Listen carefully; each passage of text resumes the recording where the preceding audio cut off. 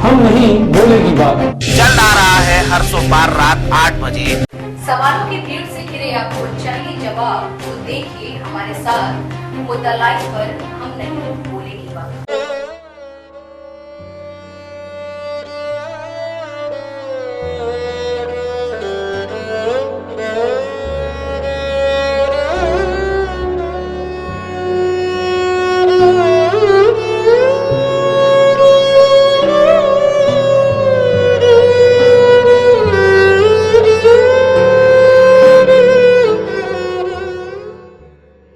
जाने कौन है हिस्ट्री सेटर विकास दुबे, जिसे पकड़ने में चली गई 8 पुलिस जवानों की जान। कानपुर में 8 पुलिसकर्मियों की हत्या को अंजाम देने वाले विकास दुबे ने भी खादी का चोला पहना था। विकास दुबे बहुजन समाज पार्टी में सक्रिय रहा और पूर्व प्रधान के साथ ही जिला पंचायत अध्यक्ष भी रहा। राजनेताओं के संरक्षण से उसने खादी का चोला पहना और राजनीति में प्रवेश किया। विकास दुबे का काला कारोबार प्रदेश में कानपुर देहात से लेकर इलाहाबाद व गोरखपुर तक फैला है। वह कारोबारी तथा व्यापारी से जबरन वसूली के लिए कुख्यात है। प्रदेश में गुरुवार देर रात सबसे बड़ी आपराधिक वारदात को अंजाम देने वाला विकास दुबे हिस्ट्री सेटर है और उसके ऊपर 25,000 रुपए का इनाम भी घोषित है। राहुल तिवारी नाम के एक शख्स ने विकास दुबे पर हत्या का केस दर्ज कराया था, जिसके बाद कल रात पुलिस की टीम विकास दुबे के गांव पहुंची। 25,000 का इनामी विकास दुबे पूर्व प्रधान, जिला पंचायत सदस्य तथा अध्यक्ष भी रहा है। इसके खिलाफ 60 में से 50 से अधिक केस हत्या के प्रयास चल रहे हैं। हिस्ट्री सेटर विकास दुबे का जघन्य आपराधिक इतिहास रहा है। बचपन से ही वह अपराध की दुनिया में अपना नाम बनाना चाहता था। उसने गैंग बनाया और लूट डकैती हत्याएं करने लगा। कानपुर देहात के चौबीपुर थाना क्षेत्र के विक्रू गांव का निवासी विकास दुबे के बारे में बताया जाता है कि इसने कई युवाओं की फौज तैयार कर रखी है। विकास दुबे ने कम उम्र में ही जरायम की दुनिया में कदम रख दिया था। कई नौ युवाओं साथ लेकर चलने वाला विकास कानपुर नगर और देहात का वांछित अपराधी बन गया। चुनाव में अपने आतंक व दहशत के जोर पर जीत दिलाना पेशा बन गया। अपराध की दुनिया में कदम आगे बढ़ा रहे विकास पर यूपी के कई जनपदों में 52 से ज्यादा मुकदमे दर्ज हो चुके थे और उस समय पुलिस ने 25,000 का इनाम घोषित कर दिया था। अपराध की वारदातों को अंजाम देने के दौरान विकास कई बार गिरफ्तार भी हुआ। एक बार तो लखनऊ में एसटीएफ ने उसे दबोचा था। कानपुर में एक रिटायर्ड प्रिंसिपल सिद्धेश्वर पांडे हत्याकांड में इसको उम्र कैद की हुई थी। वह जमानत पर बाहर भी आ गया। पंचायत और निकाय चुनाव में इसने कई नेताओं के लिए काम किया और उसके संबंध प्रदेश के सभी मुख्य प्रमुख पार्टियों से हो गए। राजनेताओं के संरक्षण में राजनीति में एंट्री की और नगर पंचायत अध्यक्ष का चुनाव जीत गया। उसके ऊपर कानपुर के शिवाली थाना क्षेत्र में ही 2000 में रामबाबू हत्याकांड में जेल के भीतर रहकर साजिश रचने का आरोप है।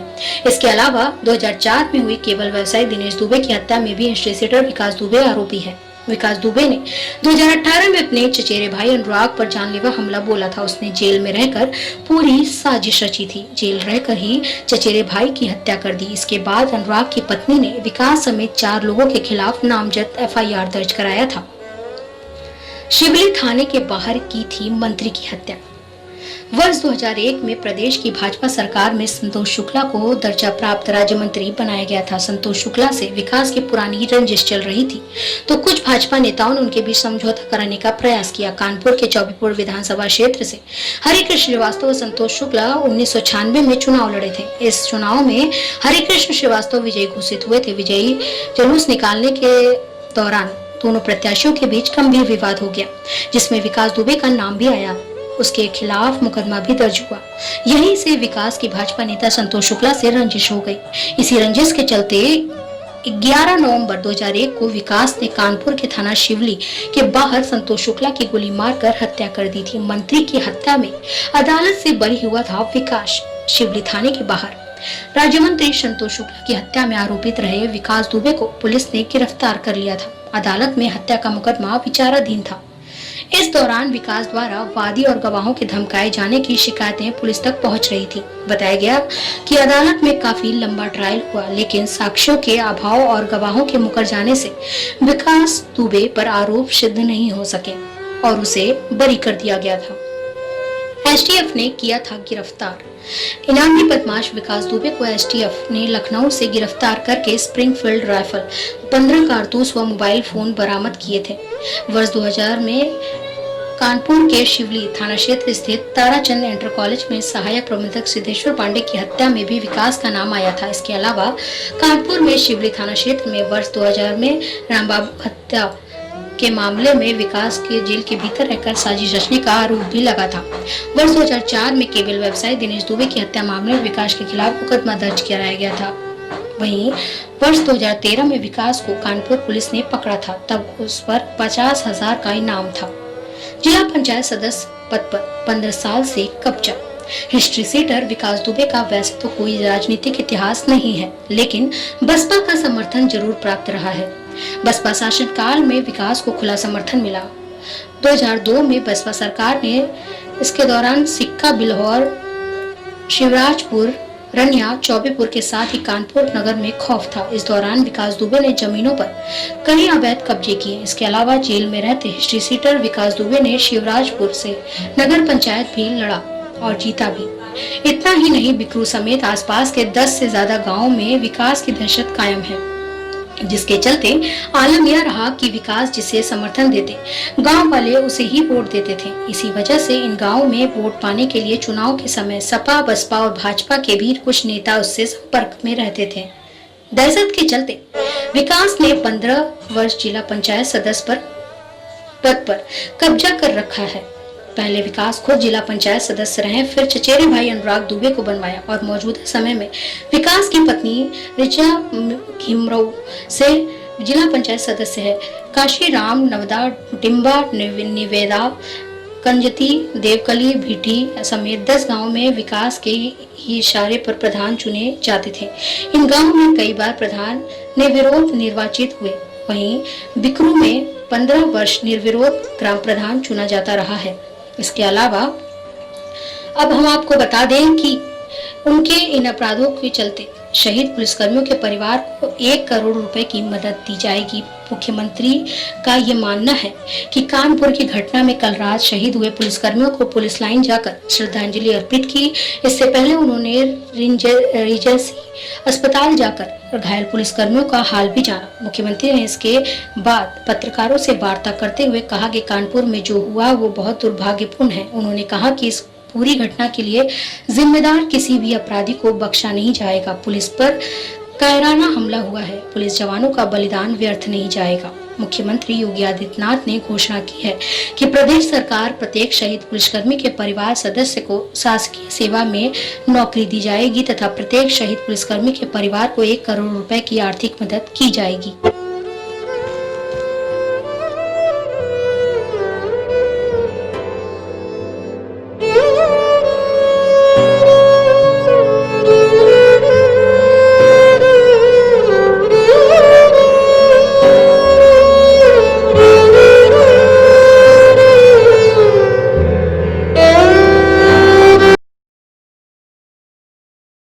बड़ी दुखद घटना हुई है जिसमें हमारे कई पुलिसकर्मी जो रहते हैं आज शहीद हुए हैं।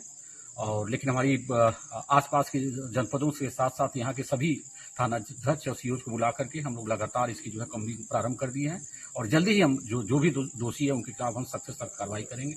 और अभी तक जो हमारी सूचना है जो रहते हैं उसमें जो रहते हैं 8 हमारे पुलिसकर्मी जो रहते हैं शहीद हुए हैं और 4 लोग जो है घायल हुए हैं जाते हैं और उनके इलाज की जो है व्यवस्था हम लोग जो है पूरी तरह सुनिश्चित कर रहे हैं। किसी को अरेस्टिंग हुई अभी तक? समाजवादी पार्टी वाराणसी क्यों करें आज हम लोग प्रदर्शन इसलिए कर रहे हैं सातवीं पार्क पे। ये उत्तर प्रदेश की ढोंगी सरकार फेल हो चुकी है। पूरा उत्तर प्रदेश में जंगल राज कायम है। आज उत्तर प्रदेश में कम से कम 10 हत्या से ज्यादा हो चुका है। आज एसओ सुरक्षित नहीं है, 2 एसओ मर गए, 3 2 एक चौकी इंचार्ज मर गए, 8 लोग शहीद हो गए। ये सरकार उत्तर प्रदेश में कानून नाम का कोई चीज नहीं रह गया है। हम इस सरकार की राज्यपाल महोदय से मांग करते हैं सरकार का अविलंब बने रहने की हालात नहीं, तुरंत इस्तीफा किया जाए। हम लोग समाजवादी पार्टी को लुगार पार की लड़ाई लड़ने के लिए सड़क पर उतरने का काम करेंगे। मैं विष्णु शर्मा, महानगर अध्यक्ष समाजवादी पार्टी वाराणसी। आपको याद हो कि उत्तर प्रदेश में कानपुर जिले में जिस तरीके से जाबाज पुलिसकर्मियों की 8 पुलिसकर्मियों की निर्मम हत्या हुई है, अब इससे ये सिद्ध होता है कि उत्तर प्रदेश में जंगल राज कायम है और अपराध पर कोई भी प्रकार का लगाम नहीं है और इस बढ़ते हुए अपराध के खिलाफ समाजवादी पार्टी के लोग कार्यकर्ता अब सड़क पर उतरने का काम करेंगे और सोशल डिस्टेंसिंग के नियमों का पालन करते हुए समाजवादी पार्टी के कार्यकर्ता ईंट का जवाब पत्थर से देने का काम करेंगे। और यही समाजवादी पार्टी के कार्यकर्ता हैं जो आर पार की लड़ाई लड़ने के लिए अब निकल पड़े हैं सड़कों पर। और ये भारतीय जनता पार्टी की सरकार ये विफल सरकार है और हर कार्य में विफलता हासिल साबित हो गया। ये सरकार को अब तत्काल प्रभाव से इस्तीफा दे देना चाहिए और हम शहीद पुलिसकर्मियों के परिजनों के लिए उत्तर प्रदेश सरकार से 1-1 करोड़ रुपए की मुआवजा की मांग के साथ उनके 1-1 परिजनों को सरकारी नौकरी मिला जाए। नौकरी जो है समाजवादी पार्टी महानगर वाराणसी की ओर से मांग करती है। समाजवादी पार्टी जिला अध्यक्ष वाराणसी। क्या किया गया आज हम लोग हमारे उत्तर प्रदेश के जवान सिपाही जो मारे गए बदमाश द्वारा उस परिवार को 1 करोड़ रुपया की मुआवजा की मांग करते हैं। अपराधी को जल्द से जल्द गिरफ्तार किया जाए और वो अपराधी भारतीय जनता पार्टी के नेताओं के साथ घूम रहा है, योगी जी देख रहे हैं और उन लोग के साथ घूम रहा है, उसकी गिरफ्तारी और उसे फांसी की सजा होना चाहिए। जिस परिवार से 68 लोग मारे जाए हमारे नौजवान सिपाही, जो सुरक्षा करता है नौजवान सिपाही, जो मुख्यमंत्री जी के सुरक्षा में रहता है, अब वो हमारा प्रशासन ही सुरक्षा में नहीं है तो प्रदेश सुरक्षा में कहाँ रह सकता है। क्या किया जाता है इसमें हम लोग मांग किए हैं 1 करोड़ रुपया उस परिवार के लिए और उस पर सुनवाई नहीं हुआ तो हम लोग धरना प्रदर्शन भूख हड़ताल करेंगे। अभी इस्तीफा देना चाहिए उनको। अरे जो लड़ाई आर पार की है अभी तो मुख्यमंत्री के उनको शर्म आना चाहिए, उन्हें तुरंत इस्तीफा दे देना चाहिए। जब उनका सुरक्षा उनके साथ में रहने वाले नहीं सुरक्षित है तो आम जनता की बात क्या करेंगे आप। दिनांक 29 को कमौली गांव में एक बाइक सवार की गोली मारकर हत्या कर दी गई थी, जिस संबंध में चौबेपुर थाने पर FIR पंजीकृत हुई अज्ञात के विरुद्ध। अगले दिन मृतक की पहचान हुई और हम लोगों ने उस पर काम किया। मृतक जिस बाइक पे चल रहा था उसकी हम लोगों ने पहचान की। भगवान सिंह जो कि चंदौली का ही रहने वाला है, उसने अपने 3 अन्य साथियों के साथ इनको भरोसे में लेके यहाँ आए और सुनसान रास्ते पे नाहर पुलिया के पास कमौली पे इन पे फायर करके इनकी हत्या कर दी। इस संबंध में आज 2 अभियुक्तों की गिरफ्तारी हुई है, बाकी 2 अभियुक्तों की तलाश की जा रही है। घटना के पीछे का जो कारण है, भगवान सिंह के भाई लक्ष्मण सिंह थे जो 1 महीने पहले एक्सीडेंट में एक्सपायर हो गए। उन्होंने करीब 12-13 लाख की ज़मीन बेची थी। ये श्रीवास्तव जी और लक्ष्मण बहुत अच्छे दोस्त थे और भगवान का ये मानना है कि सारा पैसा इन दोनों ने खर्च कर डाला और अंत में उसके भाई की एक्सीडेंट में मौत हो गई। इसका कारण यही है श्रीवास्तव, इसीलिए इनको विश्वास में लेके आए और सुनसान जगह पे इनकी हत्या कर दी। पकड़े गए लोगों का आपराधिक इतिहास है, जिसमें भगवान सिंह पे एक मुकदमा पहले से है। इसमें हम लोगों ने करीब 40 किलोमीटर की दूरी जो है घटनास्थल और मृतक के घर के बीच में पड़ने वाले इस पूरे रास्ते को हम लोगों ने ट्रैक किया और इसमें CCTV जहाँ भी हमको मिला उसको हम लोगों ने सर्च करके वो फोटो हम लोगों ने प्राप्त करने में सफलता हासिल कर ली, जिसपे ये लोग गाड़ियों से बाइक से चलते हुए आ रहे थे, जिसको आप लोगों के माध्यम से हम लोगों ने वायरल किया और अगले दिन पहचान हो गई। अभी उनके 2 साथी जो हैं उनको गिरफ्तारी का प्रयास हमारी टीम निरंतर कर रही है। मैं सिंहपुर गांव में रह रही हूँ अपनी माँ के साथ। मामा ने हमको ज़मीन दी है, ठीक है, मगर मेरा मदद कोई नहीं कर रहा है। जबरन आकर सुनील राजभर, रेखा प्रधान, श्याम प्रकाश, एसओ साहब जबरन गिरवा रहे हैं। कौन एसओ? विजय बहादुर साहब। हमारा कोई मदद नहीं कर रहा है। हमें SSP साहब के भी गए, हमें कोई मदद नहीं मिली है। बार बार आके हमें बहुत प्रताड़ित करते हैं। अपनी माँ के साथ रहते हैं, हम लोग का सुरक्षा कोई नहीं है यहाँ पे। कौन लोग आता है? बगल के गांव के लोग हमें बहुत प्रताड़ित करते हैं। रेखा प्रदान करते हैं, सुनील राजभर करता है, पूरा सरभर है, हमें बहुत प्रताड़ित करते हैं। उनका कहना है कि तुम लोग के साथ कुछ भी करेंगे, एसओ साहब नहीं मदद करेंगे। क्या हुआ है? ये ज़मीन का मैटर है। क्या है? ये सिंहपुर ज़मीन है, ये जो हमारे भाई हैं हमारे लड़की के नाम कर दिए हैं। इसमें वो जो है और प्रधान ये सब मिलकर गांव वाले प्रताड़ित कर रहे हैं। और थाना भी है सारनाथ, वो भी लोग आते हैं तो उन्हीं का साथ देते हैं। कहते हैं कि हम खड़ा होकर घेरवाएंगे जबरदस्ती दबंगई के साथ। जमीन किसकी है? जमीन जो विजयी प्रजापति और नाम बनामा की है। कोई केस वो दीवानी चल रहा है। वो नाऊ शर्मा योगी सरकार सर्व करो, योगी सरकार सर्व करो, योगी सरकार है ताज बदल दो, मौका राज बदल दो, योगी सरकार होश में आओ, होश में आओ, होश में आओ, योगी सरकार होश में आओ, मानव का राज बदल दो, तख्त बदल दो, ताज बदल दो, भाई मानव का राज बदल दो।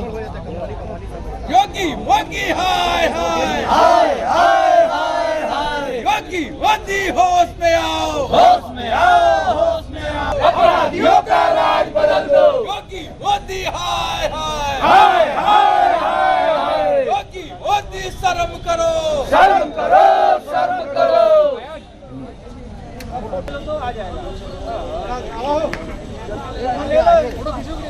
महानगर महासचिव समाजवादी पार्टी वाराणसी।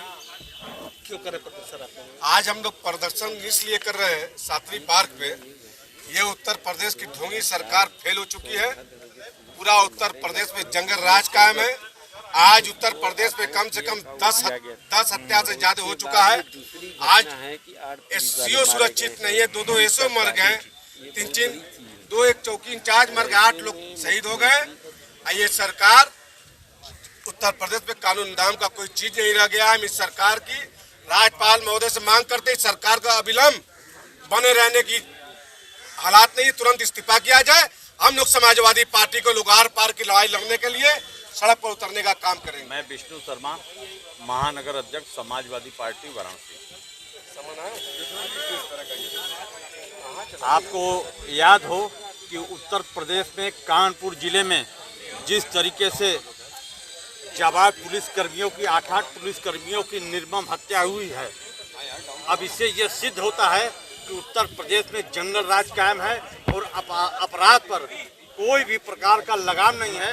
और इस बढ़ते हुए अपराध के खिलाफ समाजवादी पार्टी के लोग कार्यकर्ता सड़क पर उतरने का काम करेंगे और सोशल डिस्टेंसिंग के नियमों का पालन करते हुए समाजवादी पार्टी के कार्यकर्ता ईंट का जवाब पत्थर से देने का काम करेंगे। और यही समाजवादी पार्टी के कार्यकर्ता हैं जो आर पार की लड़ाई लड़ने के लिए अब निकल पड़े हैं सड़कों पर। और ये भारतीय जनता पार्टी की सरकार ये विफल सरकार है और हर कार्य में विफलता हासिल साबित हो गया।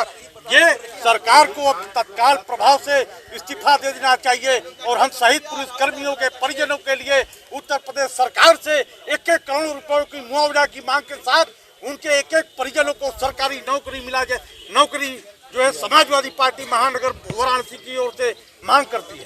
पार्टी जिला अध्यक्ष वाराणसी। क्या किया आज हम लोग हमारे उत्तर प्रदेश के जवान सिपाही जो मारे गए बदमाश द्वारा, उस परिवार को 1 करोड़ रुपया की मुआवजा की मांग कर रहे हैं। अपराधी को जल्द से जल्द गिरफ्तार किया जाए और वो अपराधी भारतीय जनता पार्टी के नेताओं के साथ घूम रहा है, योगी जी देख रहे हैं और उन लोग के साथ घूम रहा है, उसकी गिरफ्तारी और उसे फांसी की सजा होना चाहिए।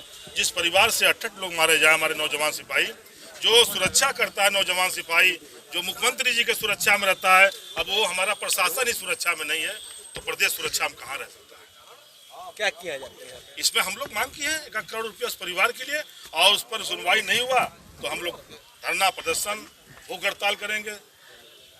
अभी इस्तीफा देना चाहिए उनको। अरे जो लड़ाई आर पार की है, अभी तो मुख्यमंत्री के उनको शर्म आना चाहिए, उन्हें तुरंत इस्तीफा दे देना चाहिए। जब उनका सुरक्षा उनके साथ में रहने वाले नहीं सुरक्षित है तो आम जनता की बात क्या करेंगे आप? हमीरपुर महिला की ईंट से कूटकर पति ने ही उतारा मौत के घाट। गुरुवार देर रात ससुराल पहुंचे युवक ने पत्नी से ताजी सब्जी व रोटी बनाने की फरमाइश की। घर में कोई सब्जी न होने पर पत्नी ने शाम को बनाई गई सब्जी से ही काम चलाने को कहा। यह सुनते ही आग बबूला हुए युवक ने पत्नी के सिर पर पत्थर व फावड़े से वार कर उसे मौत की घाट उतार दिया। सूचना पर पहुंची पुलिस ने शव को कब्जे में लेकर पोस्टमार्टम के लिए भेज दिया है। ललपुरा थाने के अचपुरा बहदीना गांव के मजारा डाडीपुर निवासी अजय निषाद ने बताया कि कानपुर देहात के मूसानगर थाना क्षेत्र के भरतौली गांव निवासी उसकी बहन ललिता 35 वर्षीय पत्नी नरेंद्र निषाद अपने मायके आई हुई थी। गुरुवार रात करीब 10 बजे उसका बहनोई घर पहुंचा। बहनोई ने उसकी बहन से खाना बनाने को कहा। घर में कोई सब्जी न होने पर दोनों के बीच विवाद हो गया। विवाद बढ़ने पर आक्रोशित नरेंद्र निषाद ने अपनी पत्नी ललिता पर पत्थर व फावड़े से हमला कर दिया। अचानक पति द्वारा किए गए हमले से ललिता लहूलुहान होकर जमीन पर तड़पने लगी। कुछ ही पलों में उसकी दर्दनाक मौत हो गई। मृतिका का विवाह वर्ष 2007 में हुआ था, जिसके 2 बेटे व 1 बेटी है। विवाहिता की मायके में हुई हत्या से कोहराम मचा हुआ है। संविधान में बहुत सारे नियम अनुच्छेद हैं, लेकिन कुछ ऐसे महत्वपूर्ण नियम, कुछ ऐसे अनुच्छेद हैं जो हमें जानना बहुत जरूरी है। हमारे मौलिक अधिकार क्या है, नागरिक के कर्तव्य क्या है, महिला के अधिकार क्या है, तमाम चीज़ें इस छोटे से खिलौने नुमे घर में, जिसे हम संविधान घर के नाम से जानते हैं। हालांकि हमारे संविधान की बहुत भारी भरकम किताबें हैं, उसके लिए LLB, LLM करने के बाद भी लोग पूरी तरह नहीं समझ पाते हैं। एक आम इंसान, जागरूक इंसान के लिए इस छोटे से संविधान घर के द्वारा हम संविधान की संक्षेप में व्याख्या कर सकते हैं, बता सकते हैं और जान सकते हैं कि हमारे मौलिक अधिकार क्या है, हमारे जीवन जीने के अधिकार क्या है, अभिव्यक्ति की स्वतंत्रता क्या है। आज सोशल मीडिया के दौर में हम बात करते हैं, बहुत कुछ लिख देते हैं, अपने विचार भी, रेडियो भी, लाइव भी, तो ये भी संविधान की द्वारा ही हमें प्रदत्त है, संविधान द्वारा ही हमें मिला है। अभिव्यक्ति की स्वतंत्रता, अभिव्यक्ति की स्वतंत्रता यानी बोलने की आज़ादी।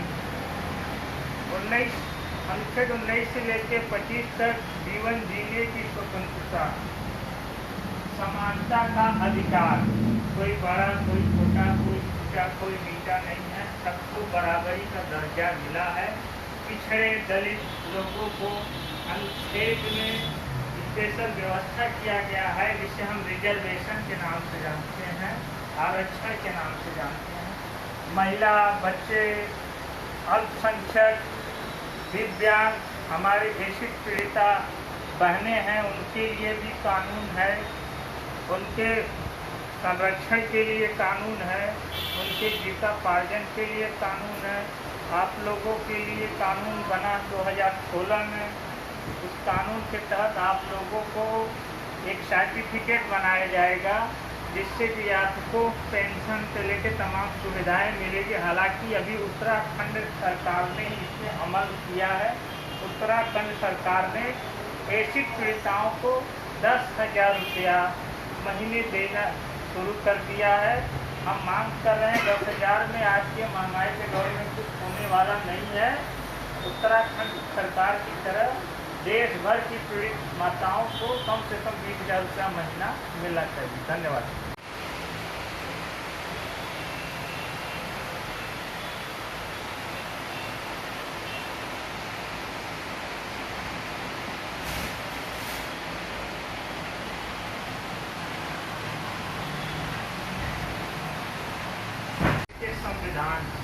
संविधान में बहुत सारे नियम अनुच्छेद हैं, लेकिन कुछ ऐसे महत्वपूर्ण नियम, कुछ ऐसे अनुच्छेद हैं जो हमें जानना बहुत जरूरी है। हमारे मौलिक अधिकार क्या है, नागरिक के कर्तव्य क्या है, महिला के अधिकार क्या है, तमाम चीज़ें इस छोटे से खिलौने नुमे घर में, जिसे हम संविधान घर के नाम से जानते हैं। हालांकि हमारे संविधान की बहुत भारी भरकम किताबें हैं, उसके लिए LLB, LLM करने के बाद भी लोग पूरी तरह नहीं समझ पाते हैं। एक आम इंसान, जागरूक इंसान के लिए एक छोटे से संविधान घर के द्वारा हम संविधान की संक्षेप में व्याख्या कर सकते हैं, बता सकते हैं और जान सकते हैं कि हमारे मौलिक अधिकार क्या है, हमारे जीवन जीने के अधिकार क्या है, अभिव्यक्ति की स्वतंत्रता क्या है। आज सोशल मीडिया के दौर में हम बात करते हैं, बहुत कुछ लिख देते हैं, अपने विचार भी, रेडियो भी, लाइव भी, तो ये भी संविधान की द्वारा हमें प्रदत्त है, संविधान द्वारा हमें मिला है। अभिव्यक्ति की स्वतंत्रता, अभिव्यक्ति की स्वतंत्रता यानी बोलने की आज़ादी। 19 से लेकर 25 तक जीवन जीने की स्वतंत्रता, समानता का अधिकार, कोई बड़ा, कोई छोटा, कोई ऊंचा, कोई नीचा नहीं है, सबको बराबरी का दर्जा मिला है। पिछड़े दलित लोगों को अनुच्छेद में स्पेशल व्यवस्था किया गया है, जिसे हम रिजर्वेशन के नाम से जानते हैं, आरक्षण के नाम से जानते हैं।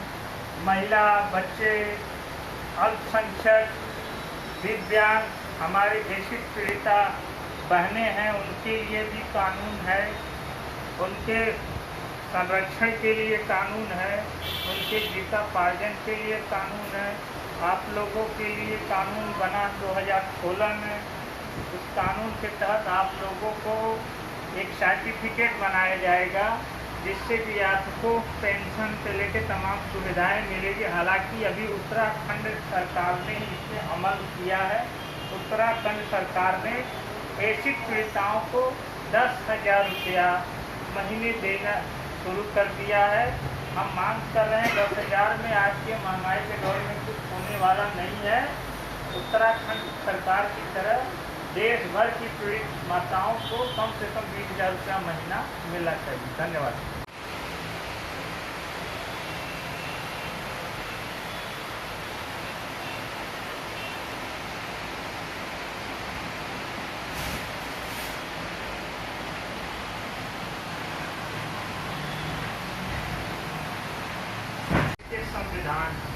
संविधान में बहुत सारे नियम, अनुच्छेद हैं, लेकिन कुछ ऐसे महत्वपूर्ण नियम, कुछ ऐसे अनुच्छेद हैं जो हमें जानना बहुत जरूरी है। हमारे मौलिक अधिकार क्या है, नागरिक के कर्तव्य क्या है, महिला के अधिकार क्या है, तमाम चीज़ें इस छोटे से खिलौने नुमे घर में, जिसे हम संविधान घर के नाम से जानते हैं। हालांकि हमारे संविधान की बहुत भारी भरकम किताबें हैं, उसके लिए LLB, LLM करने के बाद भी लोग पूरी तरह नहीं समझ पाते हैं। एक आम इंसान, जागरूक इंसान के लिए एक छोटे से संविधान घर के द्वारा हम संविधान की संक्षेप में व्याख्या कर सकते हैं, बता सकते हैं और जान सकते हैं कि हमारे मौलिक अधिकार क्या है, हमारे जीवन जीने के अधिकार क्या है, अभिव्यक्ति की स्वतंत्रता क्या है। आज सोशल मीडिया के दौर में हम बात करते हैं, बहुत कुछ लिख देते हैं, अपने विचार भी, रेडियो भी, लाइव भी, तो ये भी संविधान की द्वारा हमें प्रदत्त है, संविधान द्वारा हमें मिला है। अभिव्यक्ति की स्वतंत्रता, अभिव्यक्ति की स्वतंत्रता यानी बोलने की आज़ादी। 19 से लेकर 25 तक जीवन जीने की स्वतंत्रता, समानता का अधिकार, कोई बड़ा, कोई छोटा, कोई ऊंचा, कोई नीचा नहीं है, सबको बराबरी का दर्जा मिला है। पिछड़े दलित लोगों को अनुच्छेद में स्पेशल व्यवस्था किया गया है, जिसे हम रिजर्वेशन के नाम से जानते हैं, आरक्षण के नाम से जानते हैं। महिला, बच्चे, अल्पसंख्यक, दिव्यांग, हमारे एसिड पीड़िता